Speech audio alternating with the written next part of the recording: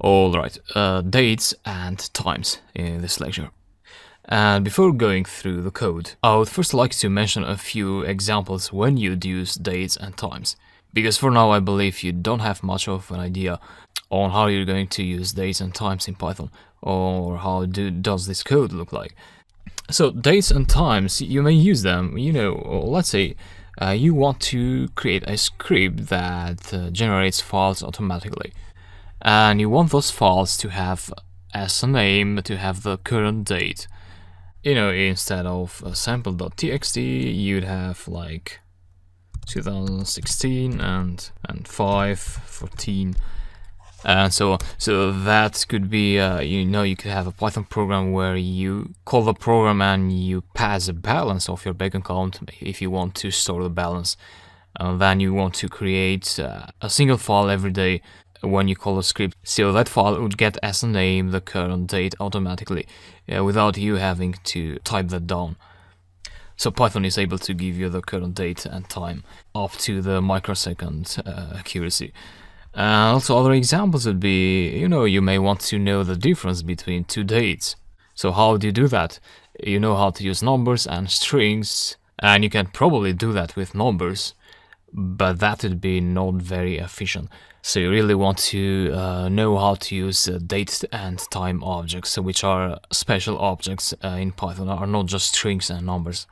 So, or other example, you may want to plot some time series data along a date-time axis. And yeah, you can generate that graph with Python, and we'll do that in the course later on.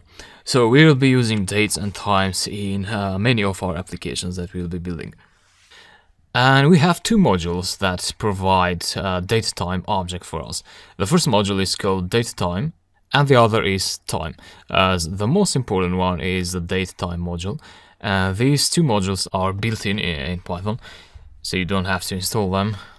And yeah, datetime is basically used to manipulate dates and find differences and many other things. And also the time module is more frequently used to control the time when the script runs. And we'll go through that in just a bit. So first let's start with the datetime module. And I'll open a command line and start a Python session. Import datetime. That's what you have to do. And yeah, let me go through an example. Very frequently you'll be using the now function of the datetime class. Just like that. So datetime is a module name, and then you have a class with the same name, and that class has a method called now. If you execute that, you get a datetime object. And that's really a datetime object, so it's a special object if you check class datetime.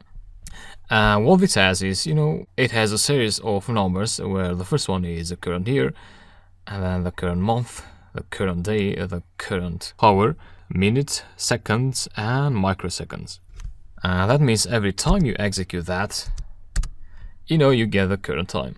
So it was 58, now it's 59 seconds. Sorry, minutes, this is seconds. And this is dependent on your computer time.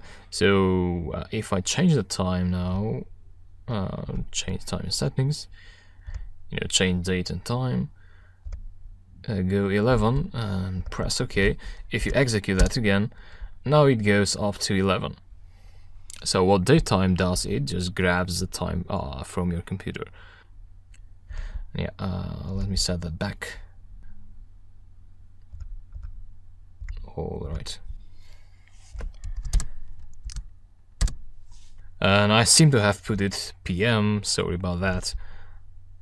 So yeah, this is good because you now know that this is a 24-hour system.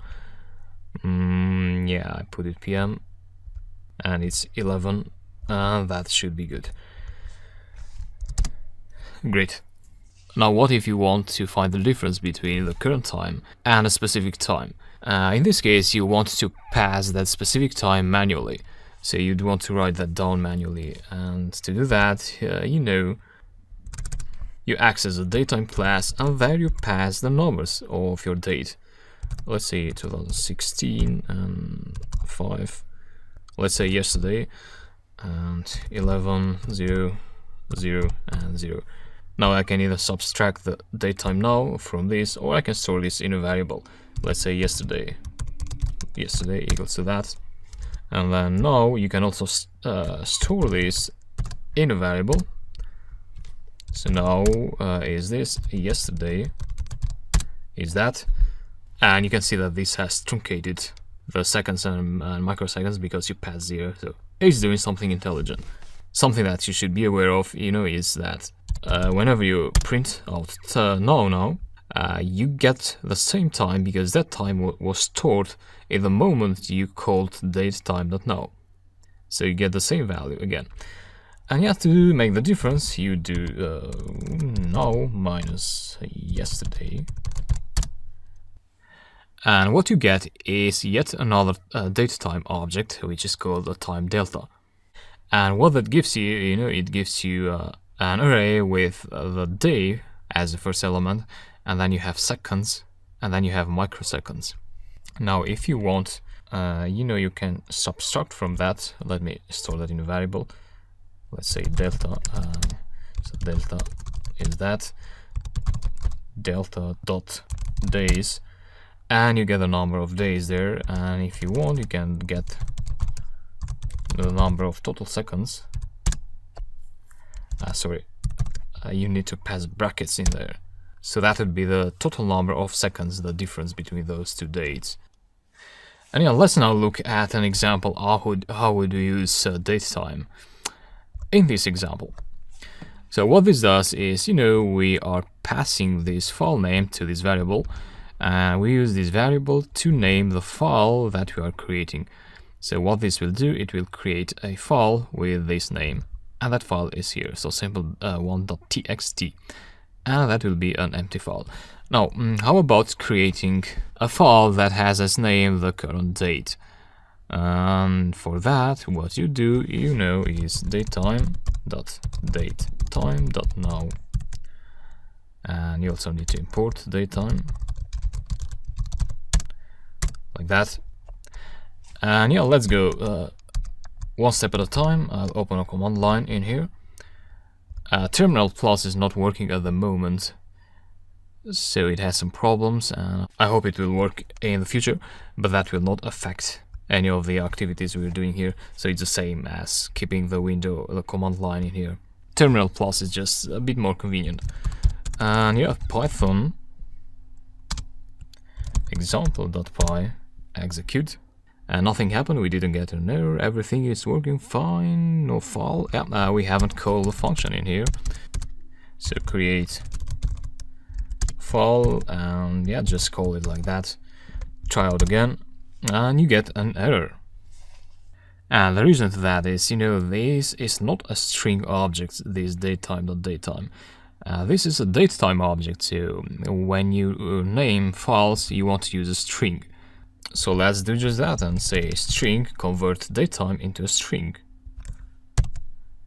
Because that's what that will do is like now is a datetime object, but if you say string now as argument, that will be converted into a string of this format.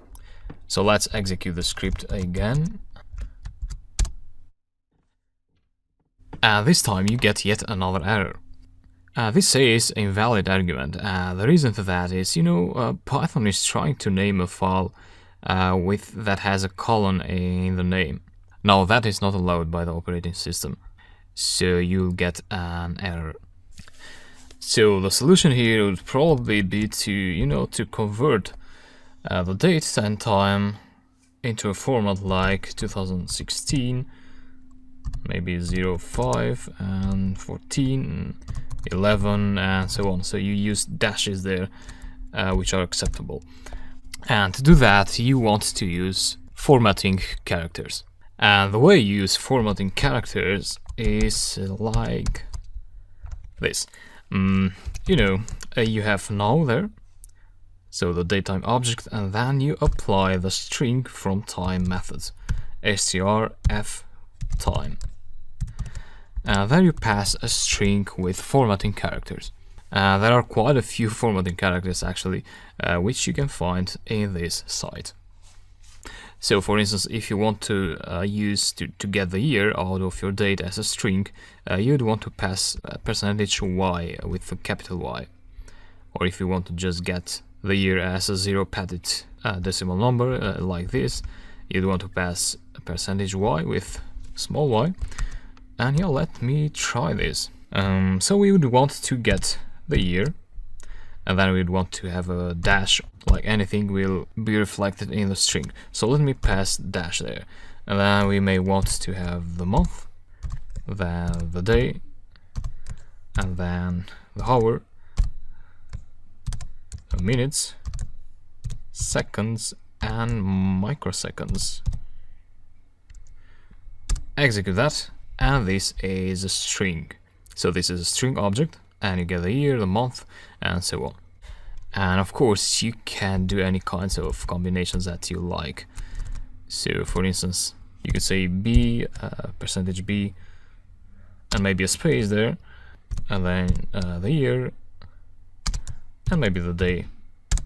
Execute that, and you get May 2016 and 14 for the day. So you can literally make any kinds of combinations that you like with this format. And yeah, let's apply this in our example.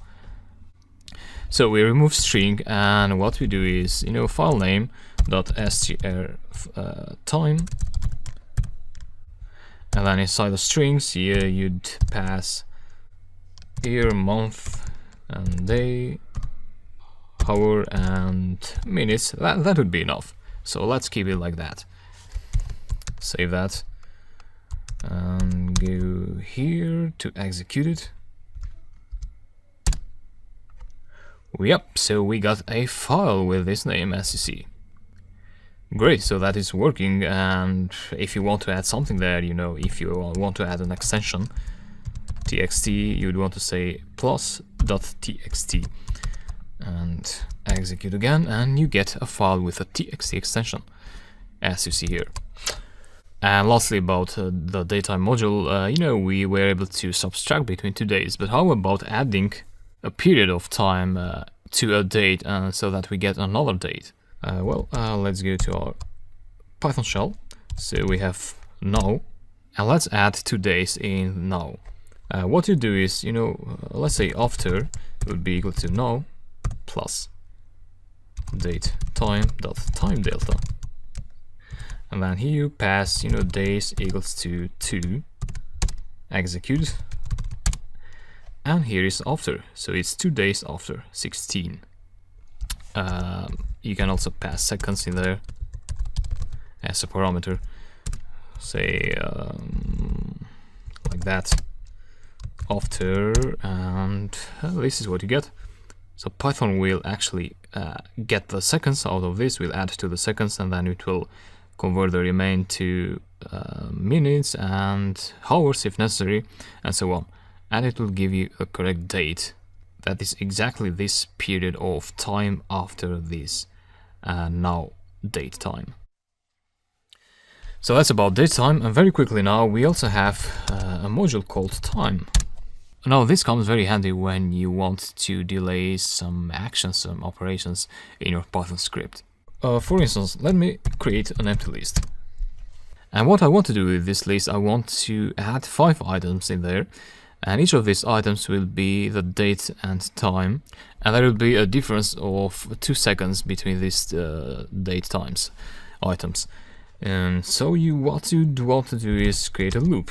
Let's say for I in range 5, 1, 2, 3, 4, lst.append date time dot now. So what I'm appending is the first iteration of the loop. I am appending the current date and time, and then I want to wait for 2 seconds, or just 1, to keep it quick. So the number you pass there is seconds. And if I execute that now, what it will happen is, the script will record the first date time in the list, and that will wait for 1 second, and that it will record the second time, and the second date time, and so it will wait for another second, and so on. and LST will be this now.